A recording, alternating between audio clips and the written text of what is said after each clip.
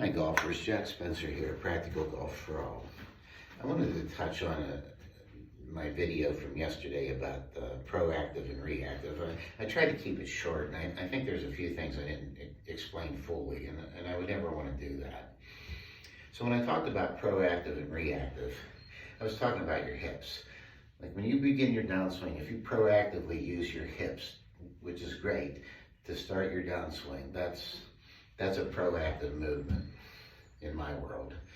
A reactive movement is if you, instead of thinking about your hips, you slide your shoulders forward a little bit. It basically does the same thing. It positions you at the same spot. It's all about what registers in your own head. And the reason why I do that is most of us, when we load this trail side, and you certainly don't want to go outside your back leg, that's bad. But when you load your trail side, you're probably going to pull off the ball a little bit. That's just the way it is. Maybe some young, thin guys can do it without doing it. I don't know. But anyway, one of the things that they worked with Tiger after some of his injuries was to move back off the ball a little to add some more oomph. And so when you do that, when you load this trail side and you pull off the ball ever so slightly, you need to reposition yourself. You need to get this shoulder back pretty much on a vertical line where it was at address. So here. If I don't do anything with my lower body, I'm pretty much back to my address position as far as this shoulder is concerned.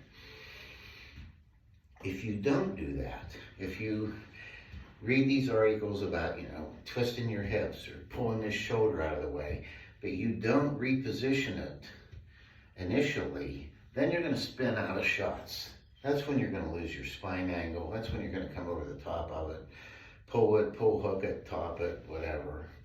Same thing with the hips. They tell you to get you this, lead butt cheek, pull it back like that. Well, if you don't reposition, if you don't do this first, if you just concentrate on pulling it back, you're going to do the same thing. You're going to stand up in your swing, lose your spine angle, and hit poor shots.